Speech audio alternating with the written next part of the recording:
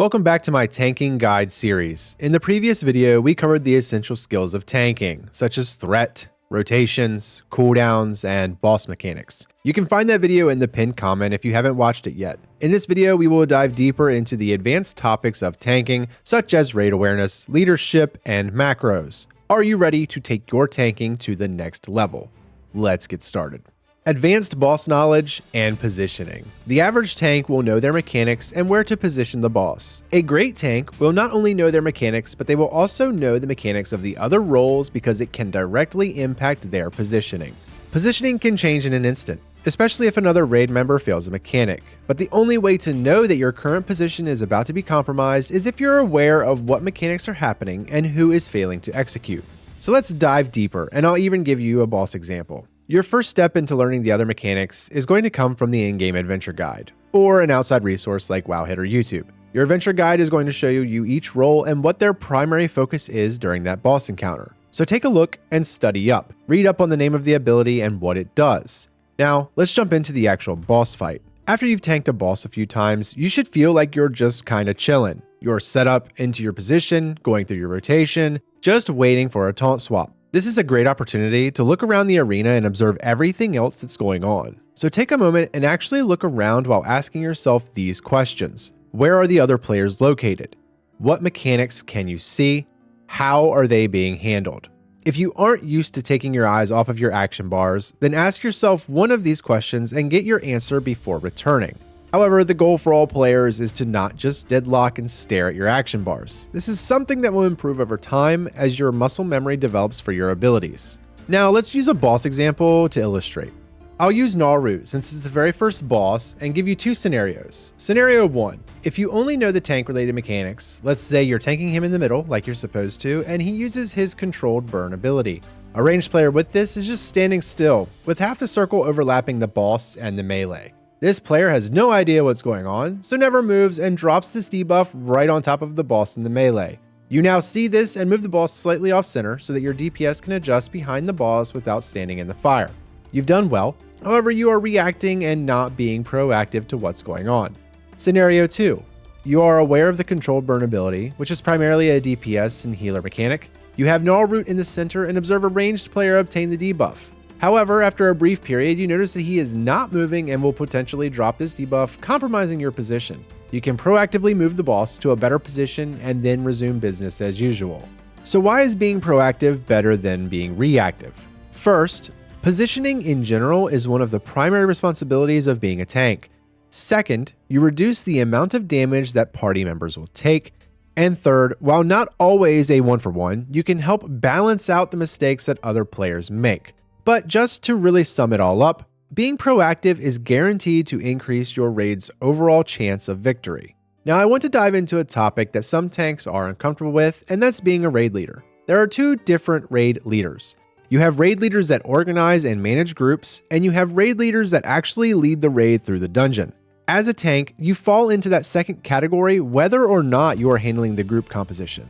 If you don't move, the raid doesn't move. As you observe the other players and master the raid boss's patterns, you are going to develop a leader mindset. You may not communicate everything out in the chat, but you are going to mentally analyze the whole battle as it unfolds. You will spot any errors and be able to identify the causes of any failures. If you see these errors and have suggestions for improvement, you should speak up and voice them to the group. Many tanks I have talked to struggle with self-confidence, but I know for certain that you wouldn't be tanking if you didn't already have that confidence. So embrace it. Being a raid leader really doesn't demand anything extra from you other than typing on the keyboard. It's also a good way to reduce some frustration, because if you pug like I do, there is plenty of frustration with players that seem to forget boss mechanics even if they have an AOTC achievement. Now just for clarity here, I'm not telling you to go against the person that organized the group. If they want a boss to be handled a specific way, then follow their lead. But if things aren't working and you see something that can be improved, then speak up and make it known. Now let's talk about macros. This is something I never really invested any time into until just recently, and I can't tell you the overall improvement it made.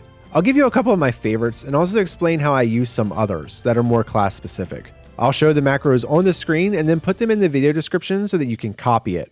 I'm not going super in depth here because you could make an entire video just describing the macro system, so I'm just going to cover what you need to know and then jump into the actual macros I suggest. In order to access your macros, open up your game menu. The default hotkey is the escape key, and then choose macros.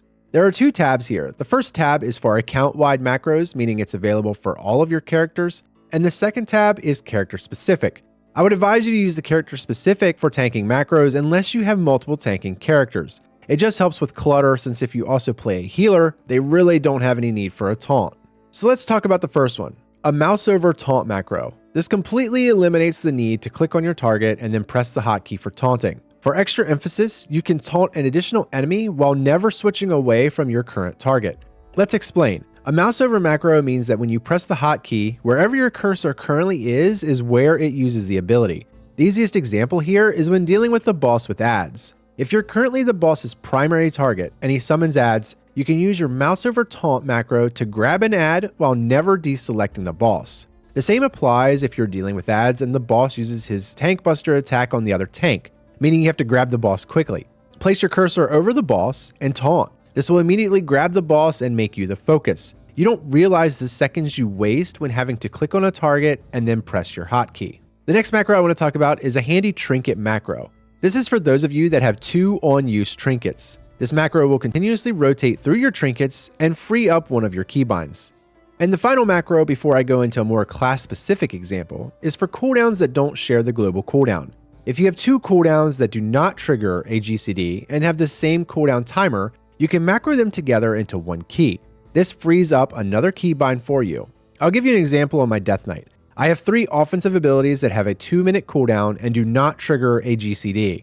Empowered Rune Weapon, Raise Dead, and Blood Fury, which is my racial. So I have all 3 abilities macroed so that they are all 3 used at the exact same time with just one button press. This saves me multiple button presses and frees up my keybinds. Now let me give some class-specific examples, and even if you don't play a DeathKnight, you can use this for inspiration for your own class. The first one I'll talk about is Death and Decay, and this should work for any similar ability. How it works in general, you hit the hotkey, it creates a circle under your cursor, you pick where you want to drop it, and then you click. Even if you have your cursor already in position, you're still wasting a couple GCDs on one ability. Death and Decay is almost always dropped underneath of you because it buffs you, and the only time you really don't do that is when you're getting into position or moving. This macro has 2 options, and I have it set as my 2 key. If I press the 2 key, it will automatically drop Death and Decay right at my feet. Now if I hover my cursor over an enemy and hold Alt while pressing 2, it will drop the Death and Decay right underneath of that mob. The final macro is a mouse over macro that I use for my battle res ability. All I have to do is place my cursor over the person laying on the battlefield or on their unit frame, and once I hit my hotkey, it will cast. Without a macro, I would have to select the party member first and then press the hotkey and then target back to the boss. You can see how these macros can not only save time, but they reduce the number of keys you have to press. I highly suggest taking a little time and experimenting with them. If you're interested in a more in-depth video covering a bunch more macros and the macro system in general, please feel free to leave a comment and maybe I'll put one out in the future. So let's do a quick recap of this video. You should learn all of the important abilities and mechanics that the bosses will throw at you. This greatly improves your ability to position yourself and to proactively react to oh shit moments. Don't be afraid to be a leader. You're the badass tank, so maintain that confidence. Macros can reduce the amount of keys and buttons you have to use. It also allows you to quickly react, and these should be taken full advantage of. That's it for this video. You're now a pro tank. A huge thanks to these awesome channel members. If you enjoyed this video, please leave a like and subscribe for more WoW and MMO content. You can find more guides, tips and tricks, cheat sheets on my channel. If you want to support me even more, you can become a channel member for only 99 cents a month and get early ad-free access to all of my videos plus exclusive content. Thank you for watching, and I'll see you in the next one.